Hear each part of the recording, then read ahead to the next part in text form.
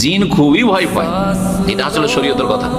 জিন মানুষকে খুব বেশি ভয় পায়, জনহীন বাড়িতে প্রবেশ করে, যেখানে বুঝতে পারছেন যে বাড়িতে কোনো মানুষজন নাই। অনেক সময় বিরান বাড়ি, দীর্ঘদিন ধরে বাসা ভাড়া নিতে আমরা যাই, কোথাও গোটা বিল্ডিং খালি আছে, কোনো লোকজন নেই, আর রুমে রুমে ঢুকছেন, হ্যাঁ, বা ফ্ল্যাটে ফ্ল্যাটে ঢুকছেন, সালাম দেবেন না দিবেন না, এটা একটা মাসলা জেনে নেওয়া জরুরি।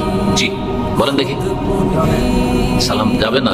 দেওয়া উচিত, দেওয়া উচিত, কারণ ওখানে মানুষ না থাকলেও জিন্নাত থাকতে পারে, আর জিনের স্বভাব হচ্ছে অনাবাদ এলাকায় বসবাস করা। যেই বাসাতে 2-4-6 মাস কোনো মানুষ বসবাস না করবে, সেখানে জিন বসবাসের সম্ভাবনা খুব বেশি।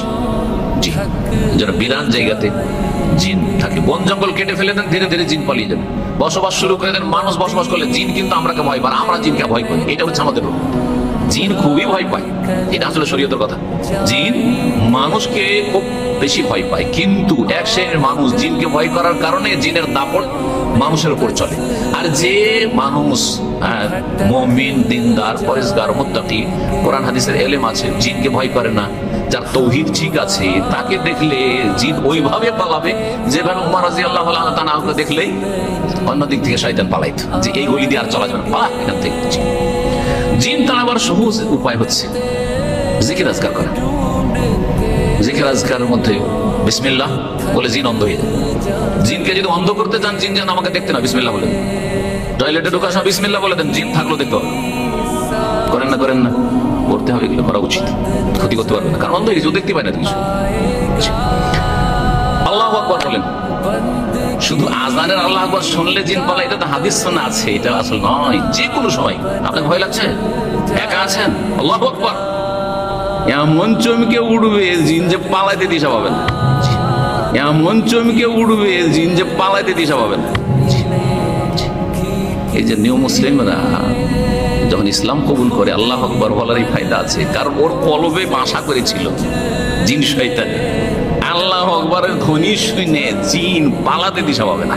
এতে কেউ না থাকে, খালি বাড়িতে প্রবেশ করেন, তো এই ক্ষেত্রে সালাম দেবে। কিন্তু ফুকাহারা বলেছেন, এই ক্ষেত্রে যেহেতু আপনি জানছেন যে কোনো লোকজন নেই, আমি কিন্তু আসসালামু আলাইকুম বলি। যখন তখন হোটেলে ঢুকতে হয়, আমি জানি যে হোটেলে কে থেকেছে, না কোনো কাফের থেকেছে, না কোনো বেদিন মদখোর থেকেছে, কে জানে, হ্যাঁ, কত পাপ হয়েছে এই হোটেলে রুমে, আল্লাহ ভালো জানে। সুতরাং বিসমিল্লাহ, আউযু বিকালিমাতিল্লাহি তাম্মাতি মিন শাররি মা খালাক, বিসমিল্লাহ বলার পরে আউযু বিকালিমাতিল্লাহি তাম্মাতি মিন শাররি মা খালাক, সমস্ত সৃষ্টির অনিষ্ট থেকে, জিন কেন, সমস্ত সৃষ্টির অনিষ্ট থেকে পানা চেয়ে নেওয়া, তারপরে আরামসে আছে, কোনো চিন্তা নেই।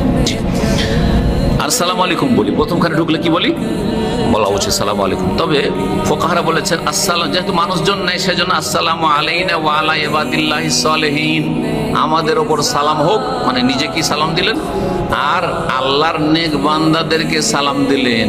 নেক বান্দা জিনদের মধ্যেও আছে, তো যেন আপনি সালাম বলছেন যে এই জিন তোমরা যদি নেক বান্দা হও, মুসলিম হও, তো তোমাদেরকে সালাম। আর কাফের জিন যদি এই রুমে থাকো, তো তোমাদেরকে সালাম নেই।